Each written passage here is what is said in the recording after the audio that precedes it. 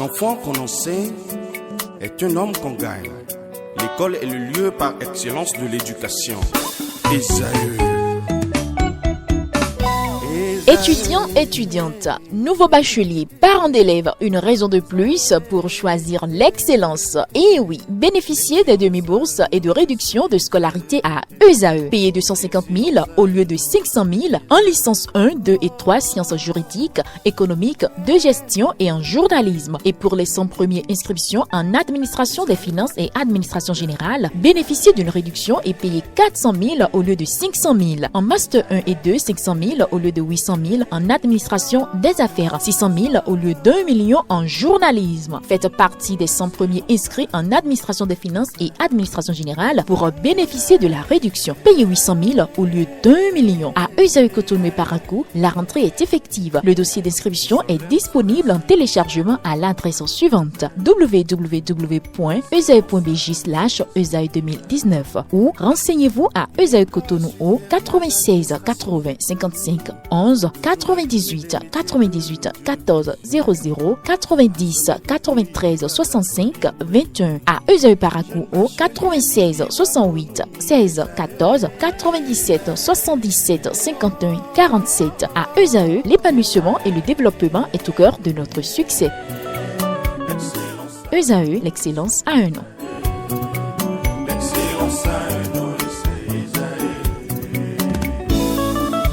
La rumba, c'est la musique des sages. Et Esaü, c'est l'école des sages. Mesdames et messieurs, bonsoir, chers amis internautes. C'est toujours un plaisir pour toute l'équipe de vous retrouver tous les samedis sur Esaü Télévision pour votre émission Ici tout se raconte. Le harcèlement se définit comme une violence répétée qui peut être verbale, physique ou même psychologique. Et dans cette violence, elle se trouve dans toute la pyramide sociétale. Aujourd'hui, nous allons parler du harcèlement sexuel à travers le thème harcèlement sexuel entre l'homme et la femme. Qui harcèle qui? Oui, c'est le débat de cet après-midi. Mes invités ne sont plus à présenter. Il s'agit du docteur Karel Gagné. Bonsoir. Bonsoir Tatiana. Elle est docteure en sociologie. Également avec nous sur ce plateau, Monsieur Claude Alofa, il est journaliste. Bonsoir. Bonsoir. Lui, il n'est plus à présenter. Il s'agit de Monsieur Adé Bada, il est juriste et consultant antique. Bonsoir Monsieur Bada. Bonsoir ma grande. Comment vous allez? J'espère que tu vas pas me taquiner ce soir. Non, pas du tout. D'accord. Le nouveau venu de la team, c'est Noé Cassus Dotou. Il est chroniqueur et consultant en communication en relations publiques. Bonsoir. Bonsoir Tatiana, bonsoir chers téléspectateurs. Et bienvenue sur la team de Merci Ici tout se beaucoup, raconte. c'est un réel plaisir. Alors, la première question est pour la sociologue. Alors, dites-nous, à quel moment est-ce qu'on peut parler du harcèlement? Merci bien Tatiana pour la préoccupation. Déjà, tout à l'heure, en prélude, vous avez eu à dire ce que c'est que l'harcèlement. Et c'est quand la pression est mise, que ce soit sur le plan verbal, physique, psychologique, ou beaucoup plus sexuel de plus en plus. Et aujourd'hui, je pourrais simplement dire que quand nous parlons de l'harcèlement, le premier regard est jeté sur l'harcèlement sexuel dans nos milieux professionnels. Et on parle d'harcèlement quand on se met dans une position où on a des demandes hostiles, des demandes qui sont répétées, à la limite abusive, sur le plan sexuel, d'un échange qui se fait entre la demande et l'offre qu'on a. C'est-à-dire, on met la pression sur une personne pour obtenir d'elle des désirs sexuels qu'elle n'aurait pas donnés en temps normal ou acceptés dans les mêmes mesures de pression psychologique comme environnementale. Alors, Monsieur Dotou, dites-nous, vous, à votre niveau, à quel moment est-ce qu'on peut commencer à parler de harcèlement?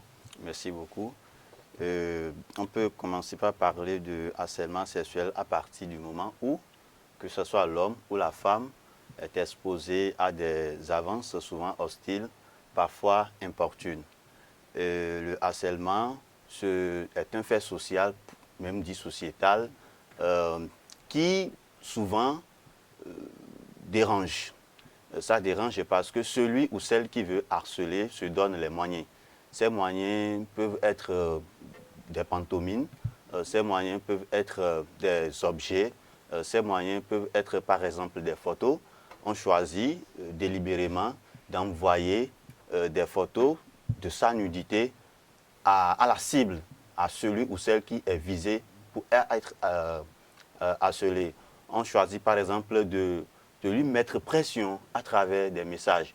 On peut parfois, par exemple, le tutoyer de regard torve pour pouvoir insister, exprimer le désir qui, à son avis, ne lui paraît pas inconfortable. Donc, à partir de ce moment, on peut parler de harcèlement sexuel. Monsieur Alofa, Non, ils l'ont déjà dit, le harcèlement, c'est une pression qui est mise sur une personne par une autre qui veut quelque chose. Ici, nous parlons de quelqu'un qui veut donc le sexe. ouais. Je me questionne souvent, je me dis souvent, est-ce que ce n'est pas toujours, c'est pas lié beaucoup plus à la personne qui se sent harcelée? Est-ce que celui qui harcèle, au moment où il le fait, est-ce que dans tous les cas, il croit que c'est du harcèlement ou si c'est peut-être la personne, selon donc la situation dans laquelle elle se retrouve, qui peut dire je me sens harcelé, parce que si vous étiez vous-même déjà très fatigué, stressé, que on commence par vous faire des avances qui à l'heure là ne vous plaisaient pas du tout, vous direz que vous êtes harcelé. Et pour moi, donc ça, le concept reste un peu bon. Ça dépend donc des situations, je crois. Monsieur Alofa trouve que le concept reste un peu, ça dépend des situations, Monsieur Bada. Le harcèlement est pluriel. Le harcèlement s'exprime en fonction du ressenti de l'autre, de celui que vous avez en face de vous. Mais il faut remarquer que quand on parle d'harcèlement, il y a un caractère qui est commun, c'est la violence. Quelle que soit la forme que prend cette violence-là, on fait violence sur l'autre qui est en face de vous pour obtenir d'elle ou de lui ce qu'on veut. Tant qu'il n'y a pas de volonté, tant qu'il n'y a pas d'adhésion naturelle ou d'adhésion spontanée à une réalité, et que vous êtes obligé de faire violence pour que la personne accepte ce que vous lui imposez, là, vous faites preuve d'harcèlement. Mais que ce soit fonction du sentiment ou du ressenti de celui que vous avez en face de vous, c'est également déjà depuis le début partie de ce que vous avez comme objectif. Parce que celui qui veut harceler sait qu'en temps de paix, s'il demande, il n'aura pas. Mais il se dit, c'est moi, c'est quand même moi, j'ai le pouvoir d'avoir, comme s'il se substituait au créateur ou à votre directeur de conscience. Donc il va user de tous les moyens pour vous emmener à faire ce qu'il veut, ce qui n'est pas normal. Alors, docteur, hein, vous êtes quand même la seule femme sur ce plateau, mais vous êtes aussi la seule dame. Non seulement vous êtes la seule dame, mais vous êtes également la sociologue. Alors, dites-nous, pourquoi est-ce qu'en matière de harcèlement sexuel, c'est toujours les femmes qui crient? Pourquoi? Merci bien. Vous savez, nous sommes dans un contexte où nous avons un héritage culturel. On a une éducation qui a été inculquée, que ce soit aux garçons ou aux filles du bas âge, qui sont aujourd'hui les hommes et les femmes en société. Et quand nous parlons beaucoup plus de femmes qui crient, c'est parce que c'est une gente qui se met en position d'infériorité le plus souvent dans des sphères sociales quand on va en rencontre dans ces sociétés-là, où les hommes se retrouvent dans une position où même quand ils sont harcelés, ils se disent par orgueil ou par respect de leur masculinité, ils ne peuvent pas l'afficher. Sinon, ils se préoccupent beaucoup plus des étiquettes, du qu'en dira-t-on, de la société. Comment je peux aller dire qu'une femme est en train de m'harceler pendant que c'est moi, je suis l'homme, c'est moi, je porte la culotte, c'est moi, je drague la femme. Donc, on ne peut pas dire ça. Si je vais dire ça, en thème vulgaire, on me dira, au moment de l'harcèlement, qui a le pouvoir sur qui? Donc, beaucoup n'aiment pas afficher, sinon que les deux acteurs subissent l'harcèlement, et ce n'est pas uniquement les femmes qui le créent. Mais la femme crée beaucoup plus parce qu'il y a plusieurs autres contextes culturels qui sont là. La femme qui se retrouve en société a un statut en prélude, beaucoup plus quand c'est des femmes mariées, et elle se retrouve en face d'un homme qui dit « tu me plais, je te désire » et elle ne le veut pas. Elle se dit « il faut vite que je tire sur la sonnette d'alarme pour me sécuriser moi-même, sécuriser mon statut matrimonial et sécuriser l'environnement de mon époux. » Voilà. Monsieur le docteur, je vous ai vu sourire tout à l'heure. Je suis certaine que vous n'êtes pas forcément d'accord avec l'argumentaire du docteur. Donc, certainement, votre part de vérité nous intéresse. Non, je ne trouve pas de contre-pied à son argumentaire. Bien au contraire, je voudrais renchérir et aller au-delà de sa lecture, de ses observations. Et bien évidemment, dans la société, les hommes que les femmes subissent le harcèlement sexuel. Mais les femmes, Maintenant, beaucoup plus. Hein. les femmes beaucoup plus parce que quoi? Vous savez, la femme, lorsque en face de la situation faite de harcèlement sexuel, s'expose, se fait entendre pour elle, c'est d'abord la première arme de défense. Nous sommes d'accord. De deux, la femme, c'est un être naturellement faible. Là, je ne me retrouve pas en train de discriminer les femmes. C'est ce que Sigmund Freud appelle... Non, c'est ce que Sigmund Freud... monsieur. Non, c'est ce que Sigmund Freud appelle en psychanalyse le complexe d'infériorité. C'est-à-dire, elle se trouve inférieure mentalement, psychologiquement à l'homme et la manière pour elle de se défendre devant une pression sexuelle, c'est de crier. De l'autre côté, il y a également les hommes qui subissent le harcèlement sexuel. Et comme l'a dit la sociologue, les hommes ne crient pas, ils ne s'exposent pas. Parce que pour eux, crier, c'est céder à la faiblesse, c'est céder à la lâcheté. Donc, il faut trouver des manières, des palliatifs de gérer ça en silence pour parfois dominer, parfois, pourquoi pas, céder aux pressions de la femme.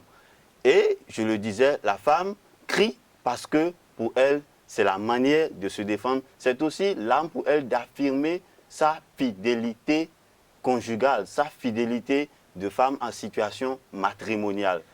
Monsieur Bada, aujourd'hui quand même, on constate que dans la plupart de nos unités de production, 95% des femmes, lorsqu'elles dénoncent au harcèlement sexuel, elles perdent leur emploi.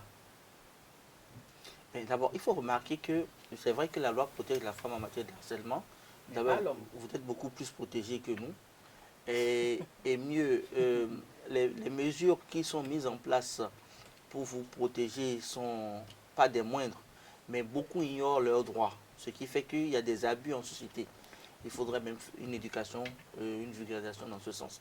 Alors, 95% des femmes, parce que d'abord la femme elle pense qu'elle est faible, ce qui n'est pas le cas. Elle est la plus forte de la société, puisque c'est elle qui nous donne vie, c'est elle qui fait de nous ce que nous sommes. Et quand elle se sent agressée, pour son honneur, l'honneur de son homme, l'honneur de sa famille propre, avant la famille de l'homme, le premier réflexe qu'elle a, c'est de dénoncer ce qu'elle subit. D'aucuns la faiblesse de croire que la femme est faible et usent de tous les moyens.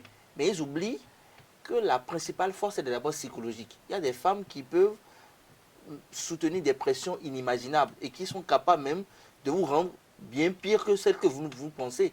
Mais vu qu'elle a des droits et que la société lui permet d'être protégée, elle prend les premières armes qui lui sont offertes, qui passent nécessairement par la dénonciation, puisque nous avons souvent le réflexe plutôt de dire « mais quand ça s'est passé, est-ce que tu l'as dit à quelqu'un ?» Et le fait de se taire, c'est comme si on cautionnait la réalité du moment.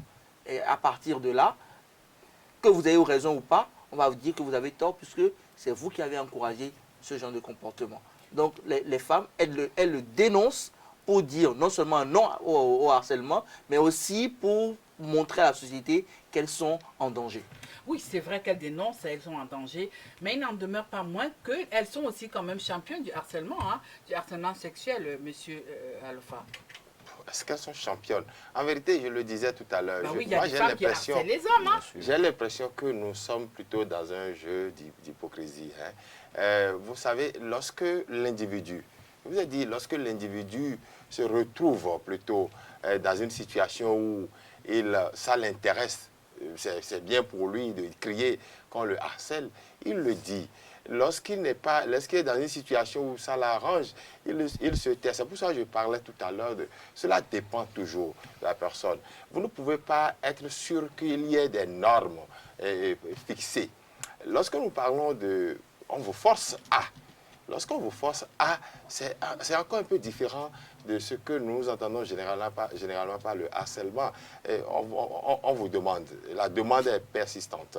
Et lorsque, à un moment donné, on vous met maintenant une pression, on dit, si vous ne faites pas, nous ferons telle autre chose. Nous allons à un niveau supérieur, qui est un niveau qui se retrouve dans presque tous les domaines. Mais au niveau du sexe, on l'utilise pour pouvoir donc se faire entendre, pour pouvoir montrer aux autres. Alors la femme, est-ce qu'elle harcèle l'homme? Nous n'aimons pas souvent le dire parce que tel que la société fonctionne, c'est que c'est l'homme qui drague la femme. Et lorsque la femme vous fait des avances, lorsque la femme vous fait des avances, cela passe comme un honneur pour l'homme. Et donc, ce n'est pas forcément une manière... L'homme ne se retrouve pas en situation de dire « je suis en train d'être harcelé ». Mais au contraire, c'est même un plaisir chez l'homme de dire « il y a des femmes qui me harcèlent ». Souvent, même quand les hommes le disent entre eux, ce n'est pas plaisir, c'est pour montrer qu'ils le sont. Ils sont admirés. Ils sont quelque chose. Et disons-nous la vérité, lorsque les femmes le disent aussi, et dans la plupart des cas, notre société est faite de telle sorte que la femme aime montrer aussi qu'ils sont en train de venir, il est en train de venir, il met la pression, il demande. Et elle utilise... Je crois que nous sommes en train de dénaturer un peu les relations sociales parce que le droit a commencé par vouloir corriger certains actes et chacun à son niveau en profite. Et vous voyez, quand nous parlons de harcèlement, vous vous rendez compte que même les sociétés qui se disent très avancées, très civilisées, elles voient que c'est des années, des gens ont fait 30 ans dans le métier et après disent je suis harcelé. Vous avez vu le cinéma partout. Donc c'est dire que quand ça arrange, c'est un jeu d'hypocrisie qui marche, mais lorsque ça ne marche plus, nous avons une porte de sortie qui est le droit, qui nous dit crier et puis on va dire que vous avez été donc victime. La question suivante, je vais la poser à M. Bada. C'est vrai que l'homme subit le harcèlement et dans les discussions tout à l'heure, vous avez dit que les hommes ont peur de dénoncer. Pourquoi? Est-ce que c'est simplement à cause de vos égos que vous avez honte ou alors vous avez peur de dénoncer le harcèlement sexuel lorsque vous êtes harcelé par une femme? D'abord, il y a une réalité qui est simple. L'homme n'est pas aussi un amas de sentiments et d'émotions comme la femme. L'homme a tendance à dire je suis pragmatique, je suis objectif. Et dès qu'il a la possibilité de jouir de quelque chose, la plupart du temps, il ne se gêne pas. Parce qu'il se dit, c'est quand même moi, j'ai cet honneur-là, pour ne pas avoir regretté de ne l'avoir pas fait. Par contre, si ce même homme subit des pressions et que la femme va jusqu'à l'indisposer pour avoir ce qu'elle veut de lui, là, il peut se mettre à se plaindre. Mais il le fait tardivement, parce que d'abord, il est un homme, il a un orgueil, et sa dignité d'homme ne lui permet pas de crier haut et fort, elle me harcèle. Donc en matière de harcèlement, vous estimez, en matière de harcèlement sexuel, vous estimez qu'il y a une certaine dignité à préserver, même si vous êtes un homme? Oui, le souci c'est quoi? La femme ne peut pas se permettre la même chose que l'homme. Parce que la femme, elle reçoit, elle encaisse. L'homme donne, il s'en fout. Ce n'est pas du tout la même chose. Il y a des femmes qui, bien que dans le métier, par exemple, reçoivent plein de clients, peuvent refuser un client parce qu'elles ne le sentent pas. Ça, c'est humain. Bon, mais les hommes se disent, évidemment aujourd'hui, malheureusement ou heureusement, je ne sais pas, nous avons des lesbiennes, nous avons des gays qui également aussi subissent tout type de harcèlement. Mais c'est moins criard chez les hommes que chez les femmes, la dénonciation du harcèlement. Et il faut pour cela quand même arriver à faire comprendre que le jeu de séduction dans son caractère insistant n'est pas du harcèlement. Tout à l'heure, M. Alofa disait que c'est un jeu d'hypocrisie. Ce n'est pas un jeu d'hypocrisie, c'est aussi un jeu qui est essentiellement basé sur le ressenti. Quand par exemple je ne veux pas et qu'on m'oblige, là je suis harcelé. Mais je dis à mon vis-à-vis, je ne veux pas. Et s'il insiste, là, bon, évidemment, nous avons des sociétés comme les sociétés béninoises où la femme, elle veut bien, mais elle est hypocrite, il faut insister. Mais il ne faut pas aussi confondre ça au harcèlement qui lui fait preuve de violence. L'insistance dont nous parlons, c'est dans la subtilité, dans la continuité, dans la douceur. Mais quand vous commencez déjà par dire, si je n'ai pas ça, tu n'auras pas ça, ça voudrait dire que vous harcelez la femme. Bon, oui, bon, en partie, hein. Mais alors, dites-nous, vous êtes la sociologue, est-ce que c'est parce que les hommes ont forcément peur du regard de la société qui n'est pas déjà très tendre envers les femmes? Et alors, imaginons ce que le regard de la société peut être envers les hommes. Est-ce que c'est pour ça que certains hommes préfèrent se nouer en victime? Merci bien, Tatiana. Déjà, je dirais tout simplement que quand nous parlons des hommes en matière d'harcèlement, il y a l'étape où il faudrait que l'acteur soit en reconnaissance qu'il est harcelé. Parce que tout à l'heure, il y a M. Alpha qui parlait d'hypocrisie. Moi, je parlerai tout simplement du jeu des acteurs dans le système dans lequel on est. On assiste à un jeu des acteurs où, selon les intérêts qui sont en jeu, chacun se positionne, que ce soit l'homme ou que ce soit la femme, et selon le contexte qui est présent. Maintenant, quand nous venons au niveau du professionnel, le plus souvent, les hommes n'arrivent pas à s'exprimer parce que c'est presque rare de trouver un homme dans une position de subalterne ou d'infériorité se retrouver à tendre la main vers une patronne qui est une femme. Déjà, notre société, de plus en plus, à part que maintenant on a une révolution qui s'observe, à un moment donné, c'était les hommes qui occupaient les grands postes, les postes imposants. Donc ces hommes-là, c'est difficile qu'on puisse dire que la communication de manière ascendante les a menés dans une position d'harcèlement. Donc, ils ne le subissent pas, ils ne connaissent pas vraiment ce phénomène-là vécu de l'intérieur. Ce qui fait déjà que mentalement, la gente masculine ne s'attend pas à aller s'exposer ou à aller dire nous vivons aussi ce fait. Mais c'est quand le fait que les femmes ont commencé par dire en lieu et place ou en face, la réponse qu'il faut qu'on donne face à l'harcèlement qu'on subit, c'est aussi d'harceler. Et ça, c'est parce qu'on assiste à des vices de la société aujourd'hui où on ne veut pas faire d'efforts, on ne veut pas avancer, ou qu'on trouve aujourd'hui que la société offre la possibilité à des femmes de se retrouver en des positions d'instance décisionnelle, qu'on observe que ces patrons-là disent « Ok, je n'ai pas d'homme » ou bien « Tu me plais, j'ai envie que tu sois avec moi pour que je puisse te donner d'avancement, pour que je puisse le faire » et ça arrive. Et quand c'est comme ça, l'ego, au-delà de l'appréciation de la société que nous avons, au-delà des préjugés, il y a le côté psychanalyste ou psychologique où l'ego humain masculin fait qu'on se dit « je suis un homme, si elle me désire, il faut que je m'affirme,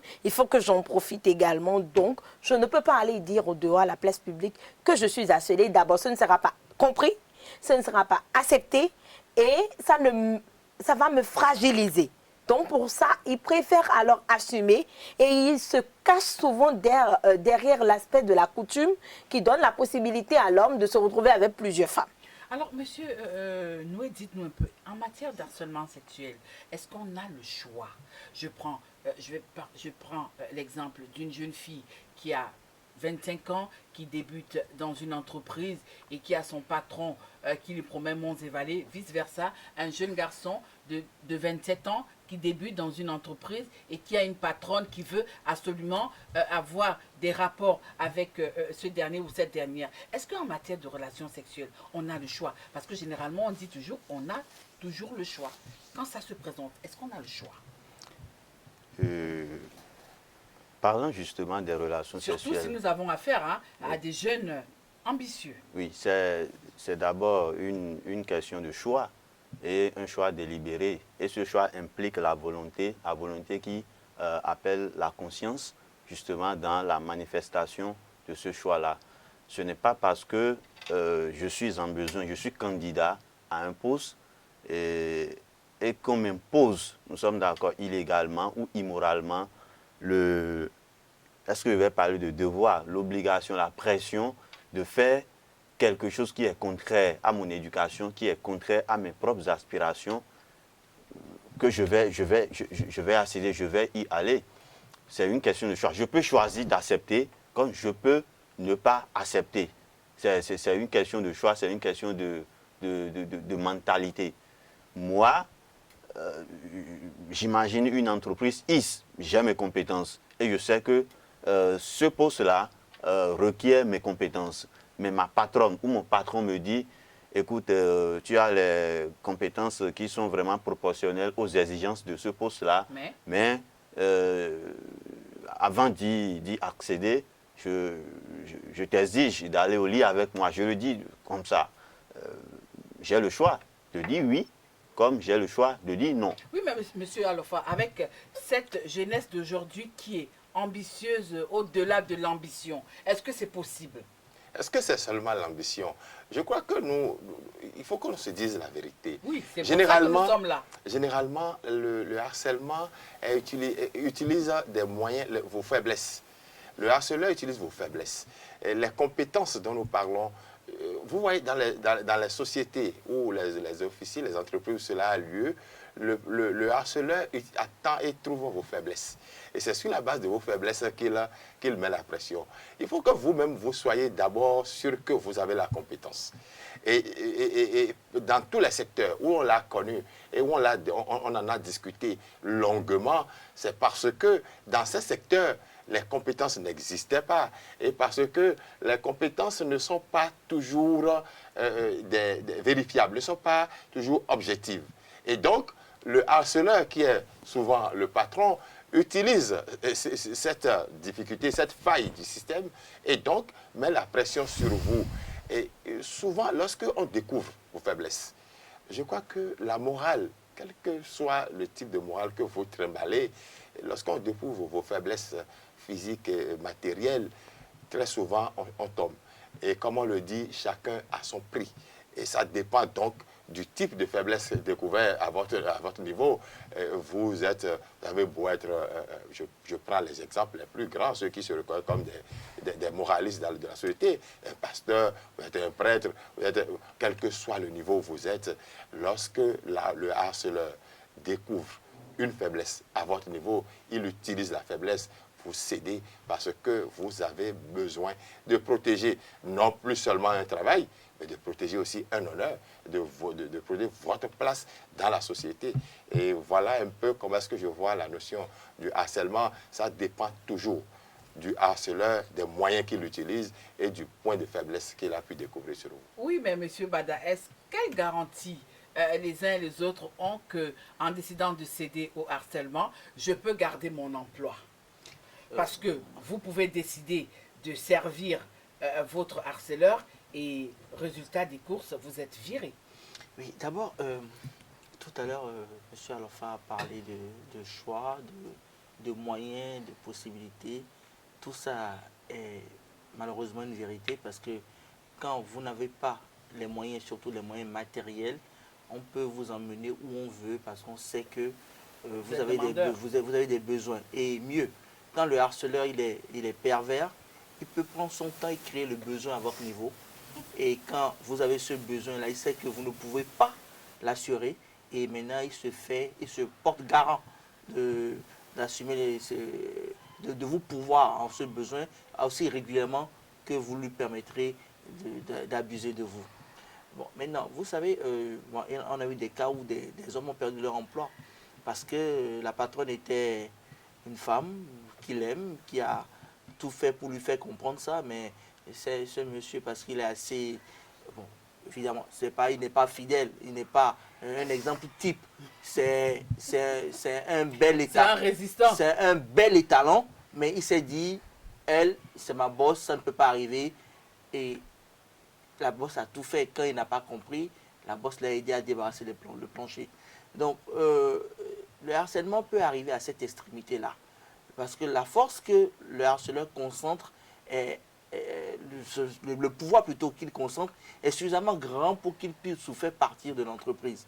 Il y en a qui vont dire, mais je suis prête ou je suis prêt à la détruire, à la reconstruire. Si ce n'est pas moi, ce sera personne d'autre. Oui, mais docteur, lorsque je finis par céder à la demande, il peut arriver que je sois mise hors d'état de nuire, que je sois mise hors de l'entreprise. Dans ce cas-là, est-ce que ça aurait servi à quelque chose? Là, je pose la question à la sociologue.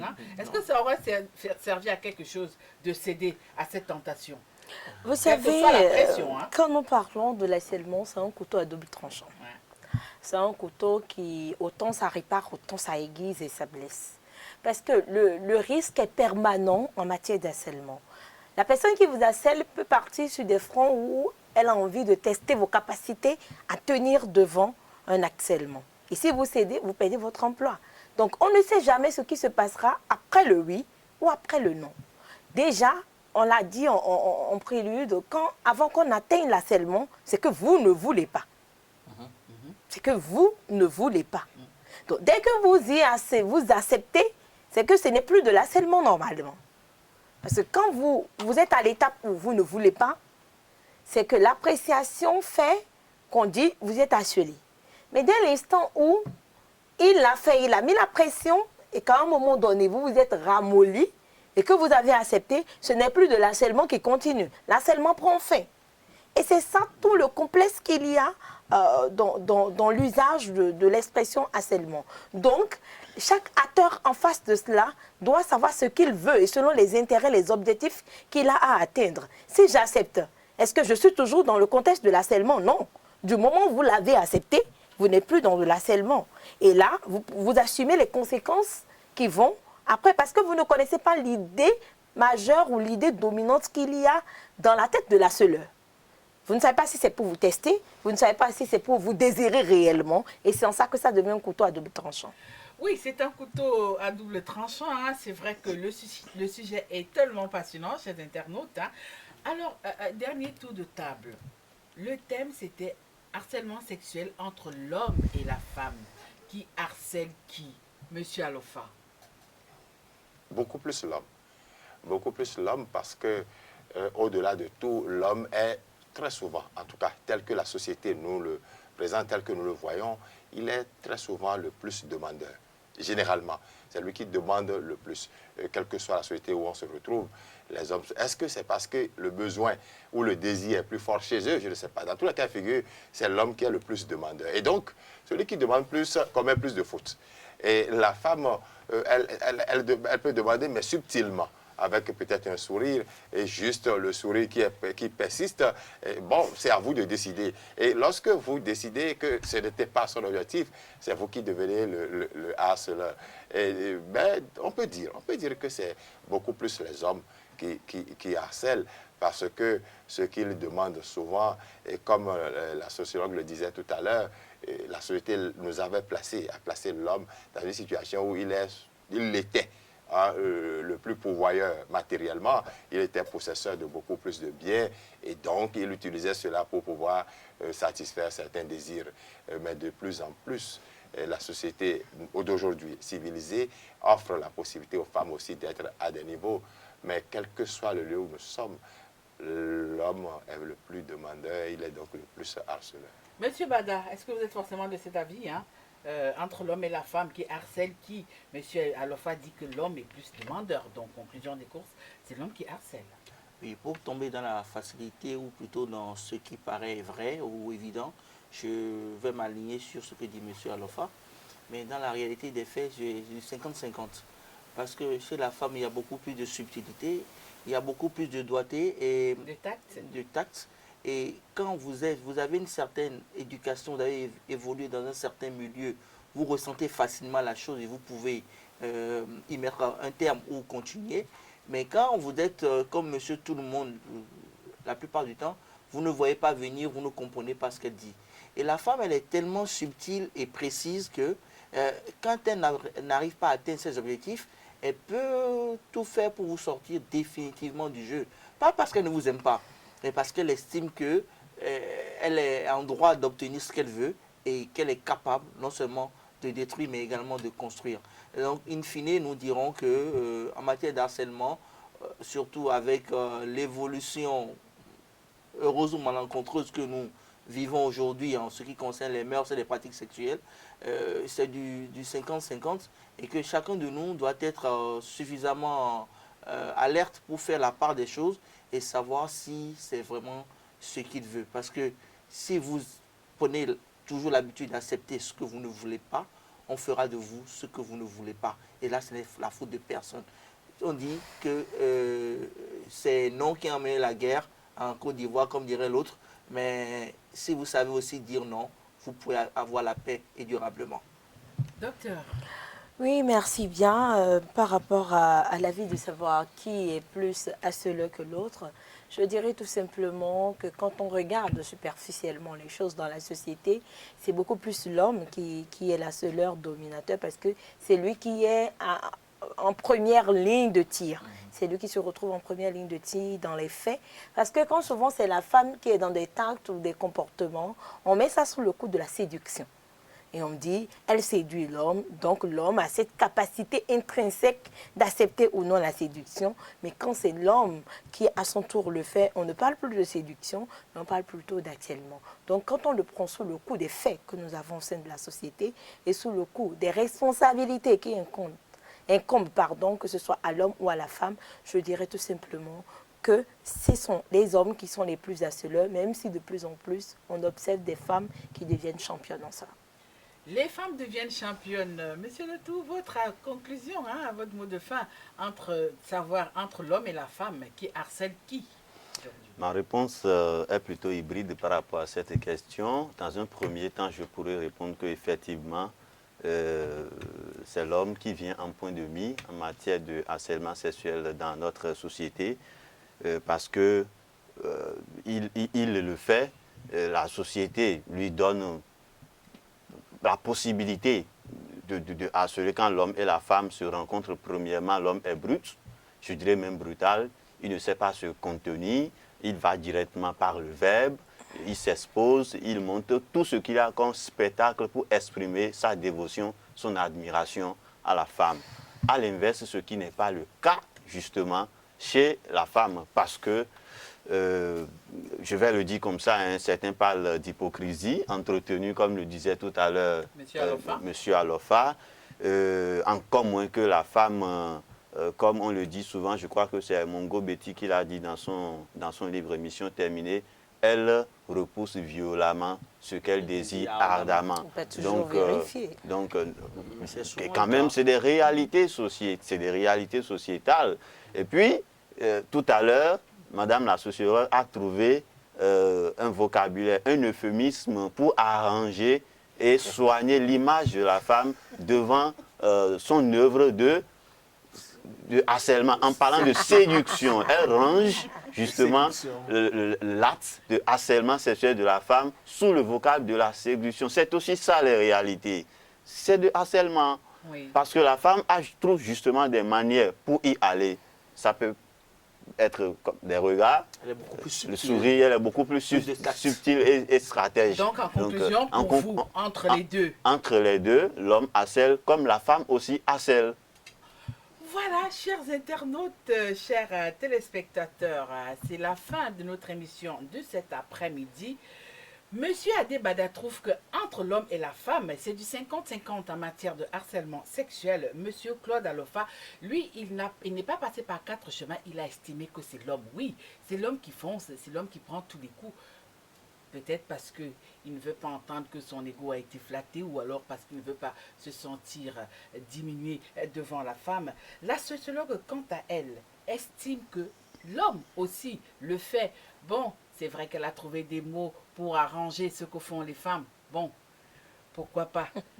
Pour finir, monsieur Noué, lui, a plutôt donné une réponse hybride. Mais en conclusion, quand même, il n'a pas manqué de dire que c'est l'homme qui est au devant de la scène en matière de harcèlement sexuel. Moi, qu'est-ce que je dis? Les femmes, on ne peut pas vous donner le bon Dieu sans confession, parce que vous aussi, on a des choses à vous reprocher.